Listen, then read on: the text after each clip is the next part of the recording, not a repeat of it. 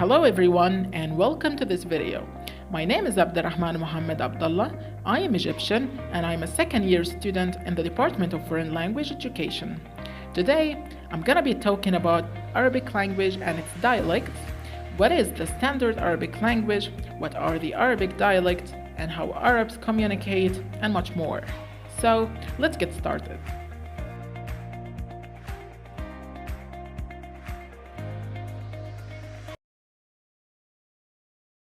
Arabic is the fifth most spoken language in the world, with a total of 422 million speakers. It is the official language of 26 countries and one of the 6 official languages of the United Nations.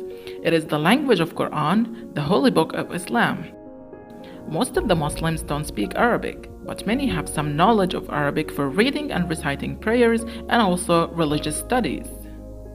بسم الله الرحمن الرحيم الحمد لله رب العالمين الرحمن الرحيم مالك يوم الدين إياك نعبد وإياك نستعين اهدنا الصراط المستقيم صراط الذين أنعمت عليهم غير المغضوب عليهم ولا الضالين.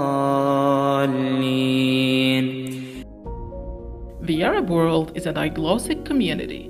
The standard Arabic is used in formal life. It is the language of books, news, writing, media, education, and formal situations.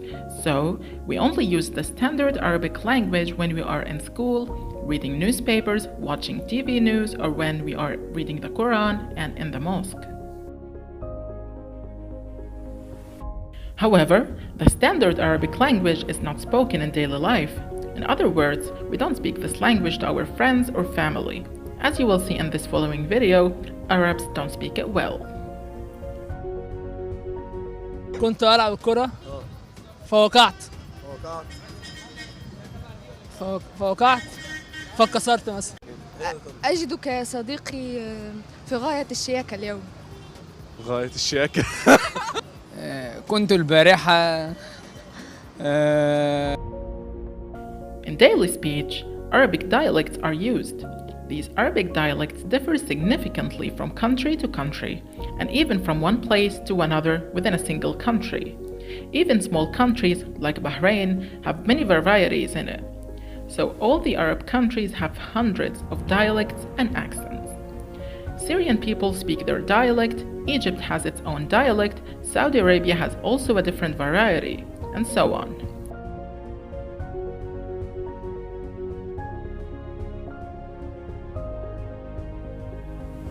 يا حبيبي اهو بقولها بكل اللهجة وبعلو الصوت ولو عايزنا اخترع لك لهجة حبيبي انا جاهز موت هلبة هلبة برشا برشا مرة مرة كتير كتير بالزاف وايد قوي قوي هلبة هلبة برشا برشا مرة مرة كتير كتير بالزاف وايد قوي قوي.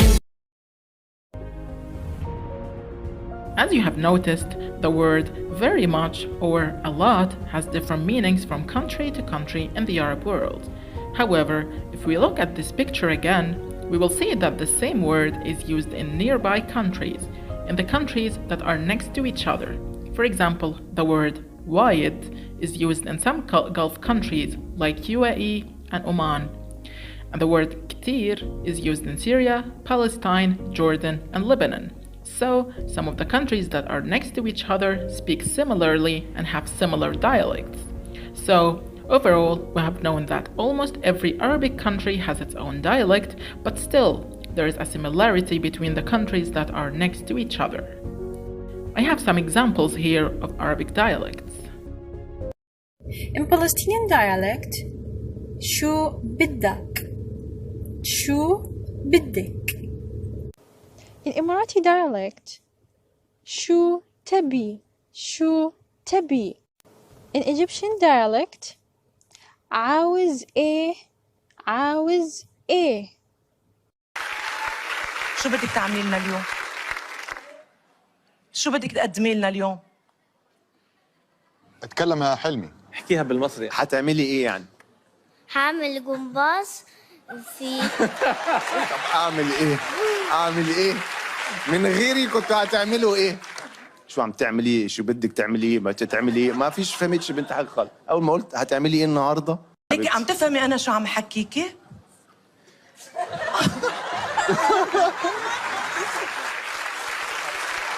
يعني هي ما تتكلم عربي، هي تتكلم مصري بس. انت فاهمه هي بتقول لك ايه؟ لا. من فترة طويلة وأنا أعاني من اختلاف اللهجات. كنت أتابع فيديو لواحدة مصرية قاعدة تشرح عن طريقة صنع القهوة، فبعدين استغربت إن طعم القهوة كان مرة حامض. فلما اكتشفت بعدين إني حطيت لبن بدل ما أحط الحليب. تشرح كانت تقول حطوا لبن، والمصريين يسمون اللبن حليب. Alright, as you have seen in the videos, dialects are different from country to country. Also, I want to tell you that some dialects are mutually intelligible. That means Arabs can understand some dialects very well. For example, the Egyptian dialect or the Syrian dialect. But when it comes to the dialects of countries like Morocco, Algeria, Libya, or Tunisia, I can't speak to them and I'm not able to understand them well. You can see in these videos how does the Moroccan dialect seem like. لو سمحت، سوق السمك اللي هنا فين؟ قصدك السوق ديال الحوتيات؟ لا أنا بسأل على سوق السمك. ما هو سوق السمك هو سوق الحوت. هو انتوا السمك عندكم اسمه حوت؟ انتوا بتاكلوا حوت؟ السمك كنقولوا عليه الحوت. طب سوق الحوت فين؟ سوق الحوت كتمشي سيده، بعد كتلقى الرومبوان، كتمشي على يدك للشمال تما سوق الحوت. يا نهار اسود على الكلام. فهمتيني؟ يا ريتني ما سألتك. يعني مثلا باش نقول احنا المغاربه نقول السلام عليكم. باش نقول لك احنا المغاربه نقول السلام عليكم. السلام عليكم. باش نقول السلام عليكم. السلام عليكم. ايوه كده. تمام. زي مثلا يقولوا ليه بيقولوا علاش. يعني مثلا علاش ما بتسال عليه مثلا. باش نقول لك لا يا عم دي صعبه قوي. حرككم من قدامي قدكم قد قدامي قدوش على قدي تغلي قدام مصدي ما مغديش كبد الدي بغا مقطع داك دقي مش تقطع واش تقطع هو قدوم هو قدي. So, how can all Arabs understand each other well? Well, the first option is using the standard Arabic language. For example, this is my mom speaking in a video about her school and describing it using the standard Arabic language. مدرسة البريم الخاصة مدرسة شاملة لرياض الأطفال، أساسي، ثانوي، مستقلة، غير حكومية. She's using this language because she wants anyone from any Arab country to understand her. Also, this is my father. He's given a religious lecture in the mosque, masjid, using the standard Arabic language. سلام الله عليكم ورحمته وبركاته. نقف اليوم مع حديث رسول الله صلى الله عليه وسلم الذي يقول فيه يسروا ولا تعسروا وبشروا ولا تنفروا. Why does he use that language? Again, because in the mosque there are people from different Arab countries, so he wants them all to understand what he's saying. Also, if I want to make a book, I make it in the standard Arabic language so that all Arabs from east to west can understand it. Now, we have known that Arabs can understand each other using the standard Arabic language. So, is there another way? Yes. There is a dominant Arabic dialect that gathered all Arab speakers together. They all can understand it easily. A dialect that Arab people encounter in songs, movies, series, and even on social media. They read the posts and comedy memes in this dialect. I'm talking about the Egyptian dialect. Now, we are going to travel to Egypt to explore it for a little bit. So, fasten your seatbelts and get ready for the takeoff.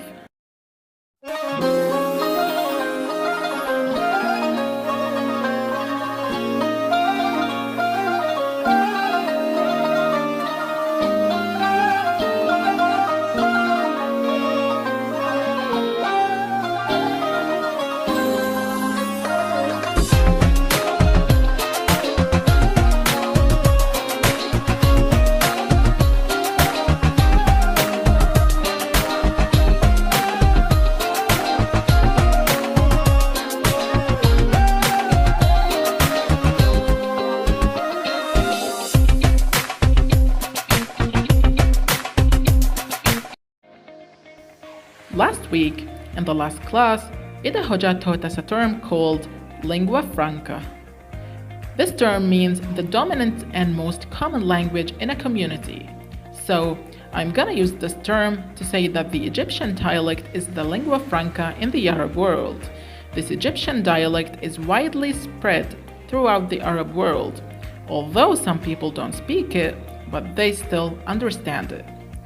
The Egyptian dialect is affected by Coptic, Turkish, English, French, Italian, and Greek affections.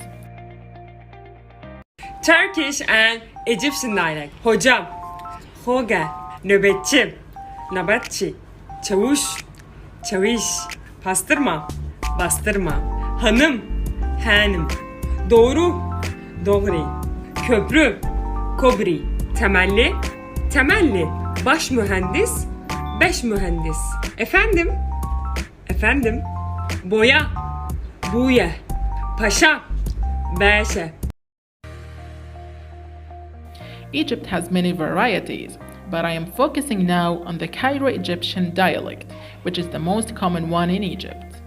But why is the Egyptian dialect the most common in the Arab world? The first reason is the population number. Egypt is the most populous Arab country. It has over 100 million people, and Cairo is the biggest Arabic city too. Secondly, Egypt is the biggest and most important Arabic place for the educational and cultural production. Books, poems, literature, movies, songs, etc. In the 20th century, Egypt wanted to be the highest country in the production of radio and TV programs. The songs started to be in the Egyptian dialect, then the movies and series, etc. Many people from Arab countries traveled to Egypt in order to produce songs and movies.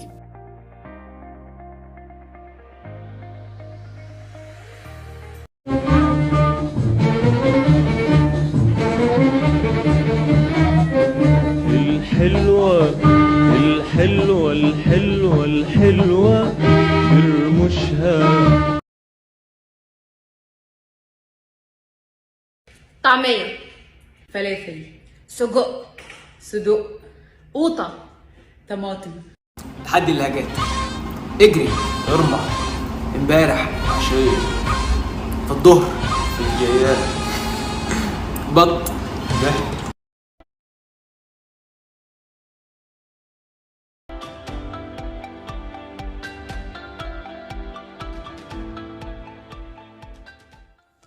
أهلا وسهلا. أهلا وسهلا. أهلا وسهلا. كيف حالك؟ شلونك؟ إزيك؟ ما اسمك؟ شو اسمك؟ اسمك إيه؟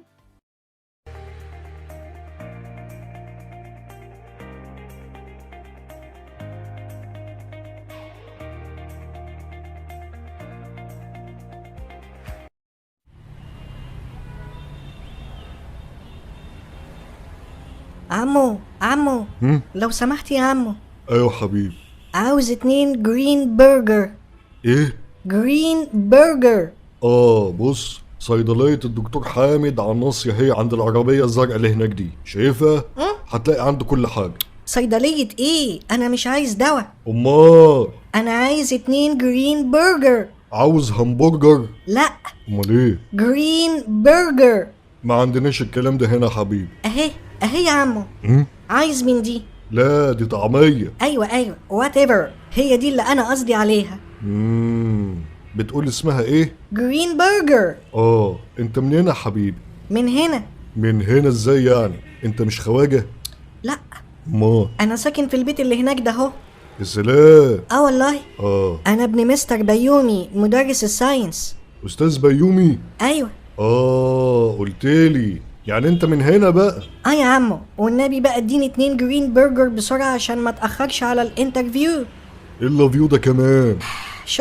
شغل يا عمو. شغل ايه؟ هتروح الشغل باللباس؟ ايه ده؟